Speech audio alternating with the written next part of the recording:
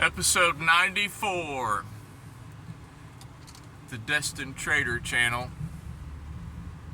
I know, this silly nonsense hanging from the rearview mirror. My lady, she loves odds and ends, who knows, you know. But I hope that my episode this weekend, where I took a little walk, you know, I shouldn't really worry too much about it because it ain't like nobody watched it. That's funny to myself, but it might have come off as a little dark, you know, but, you know, I was just trying to get the point across of you want to have, you know, you have to have dreams, but it's that, you know, that unforgiving balance of having dreams and going about those dreams the right way, you know. And all too often in this industry of trading and the investment world in general is everybody wants that dream now, you know. And then people that do the work and they still don't get the dream, you know, they get discouraged. And people that don't even do no work, but they, you know, they shoot their guns a little bit and they didn't achieve their dreams in a month, you know, they forget about it, you know. Real change within you happens now, but, you know, making those dreams come to reality, they take a lot of work, you know. And some of the people that I follow and I know, some of them I know, you know, oh well, you know, right place, right time, you know, a lot of fortunate events. Other people I know that they had to, you know, bust their butt to get where they're at. And other people, you know, it's still like, you can tell that it's still an ongoing journey with them. And you just have to keep persevering and pushing through, you know, no matter what. So, my episode, I apologize, it was a little dark over the weekend. I just had some thoughts come to my mind about how some negative behaviors had haunted me before and how I used to think about things, and it made me think, and those thoughts still come up, you know, they still boil up to the surface every now and then, but the better that I become at, you know, stomping them in the face as soon as they show their nature, you know, the quicker I am to recognize my own bad behavior. But you only can start progressing if you start today, you know. Can't worry about yesterday. Forget it. It's gone, bruh. It's gone. You know, you weren't there. You weren't there when this happened. You weren't there when that happened. You were there, but you didn't understand it when this happened. You were somewhere, but you didn't want to pull the trigger. You know, just forget about it. You have to have that backstory to fulfill your forward story. And a lot of my ideas and setups and things like that now, that's generally solely what they're based on now. You know, a lot of it now is just getting to the point where, okay, I've seen this happen before. Personally myself. Okay, I've seen this happen before. So, here's what I'm going to do. Since this happened then, there's a highly likelihood of it happening again. So that's how I do. And I was showing a setup that I had in mind to a friend of mine. And if you're watching this, you know what I'm talking about.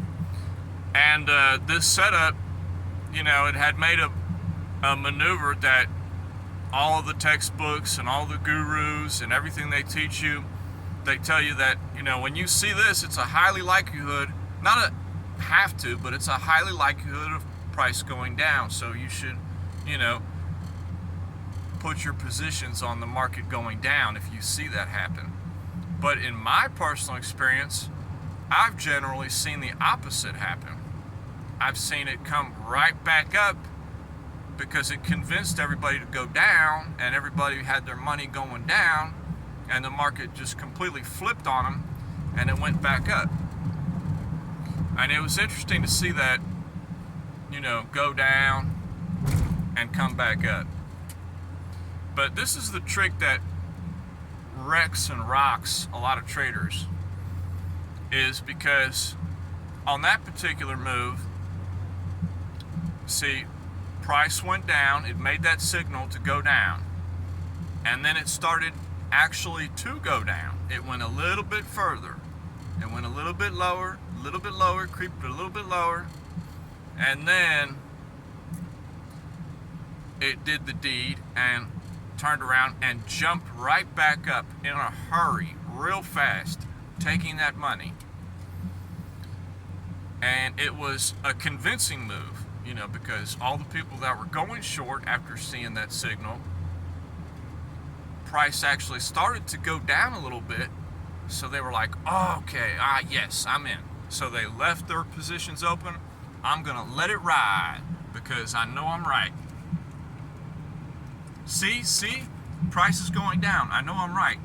See, that's what they're telling themselves. And then within like an hour, price had gone all the way back up.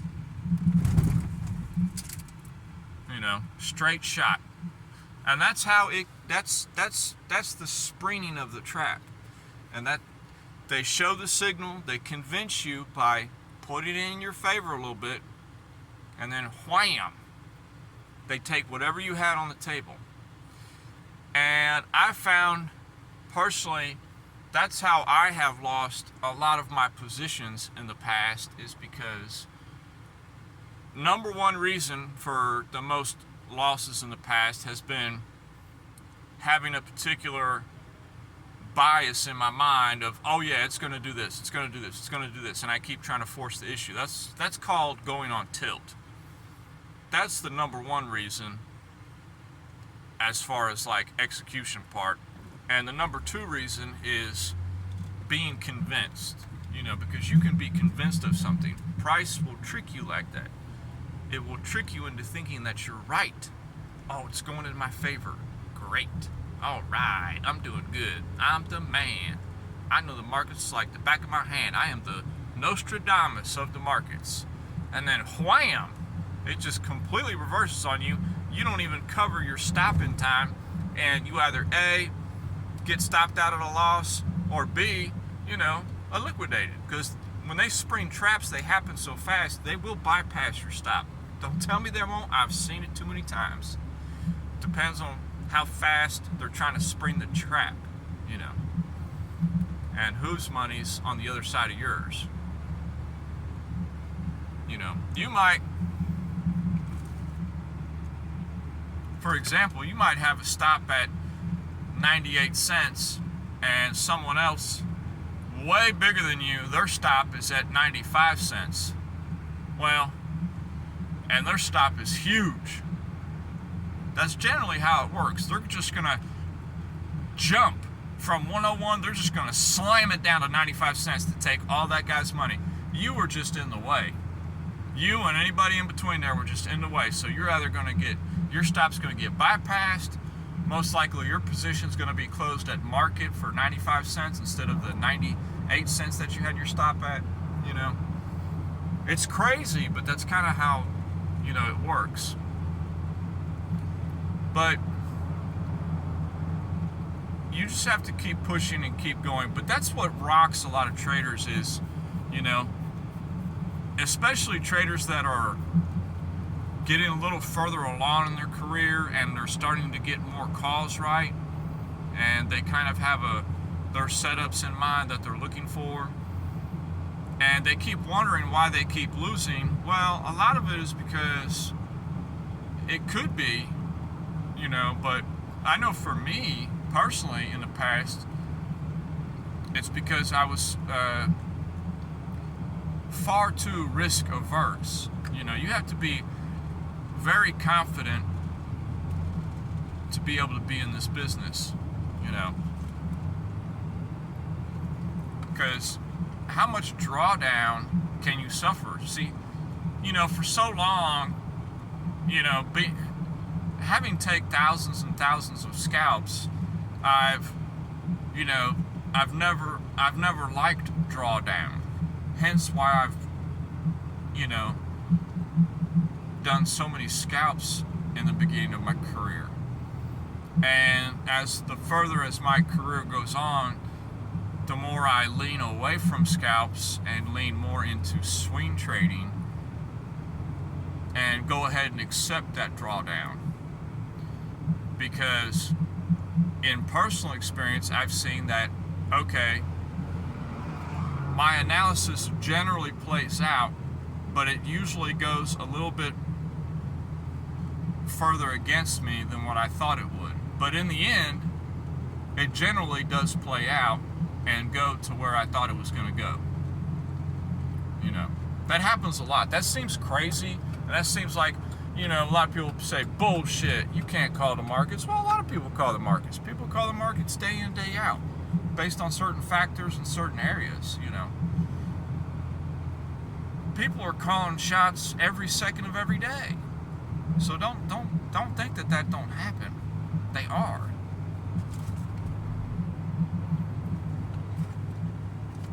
It's just your execution is everything on it. But I find that a lot, you know, of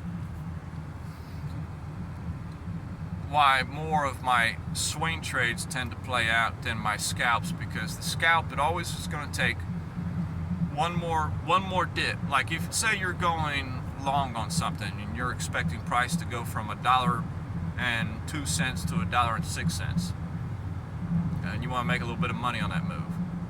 Well, you know, who's to say, and you have your stop at 98 cents.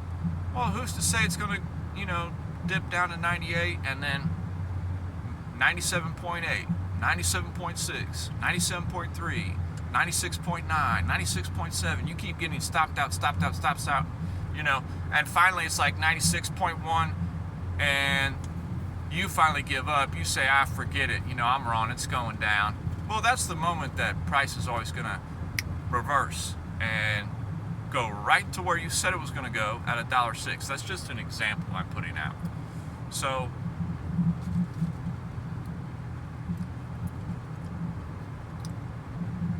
you know, a good rule of thumb is wherever you think your stop is, you know, if you want to give your trade breathing room, then times your stop by 5. And if you can't do that, then you're obviously risking too much. I mean, that's how I do now.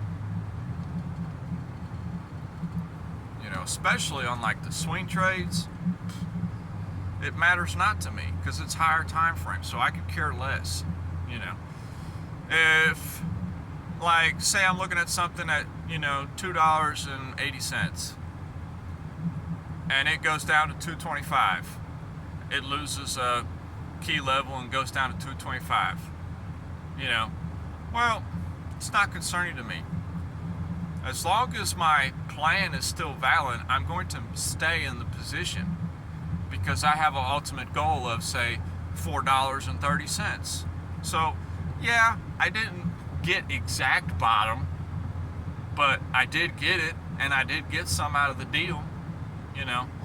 That's the benefit of swing trading, is you tend not to get knocked out. A real dangerous thing is when you say you're a scalper, but then you're always trying to look to turn your scalps into swing trades. this is just personal, you know. I can't do that no more. You know, I've done that too many times where, you know, I'm in a winning scalp and I don't close it because I think, okay, bigger idea here. Okay, this is gonna keep going into this swing trade right here. The hell I know if it's gonna do that. I don't know. I should just that trade was meant to be a scalp. If you're up, take it off. Lower your size, whatever you gotta do. You want to turn into a swing trade, fine, but take off what you had on that scalp. Keep your scalp trades and your swing trades separate.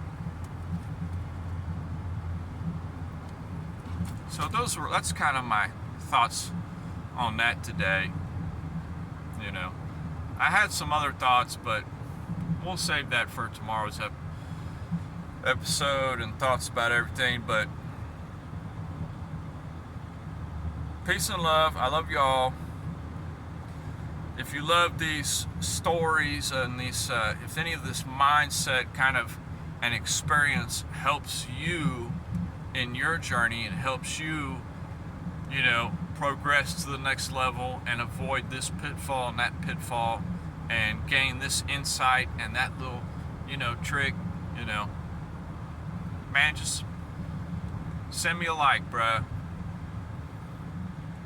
Because I enjoy making these videos, I do. And I will talk to y'all later.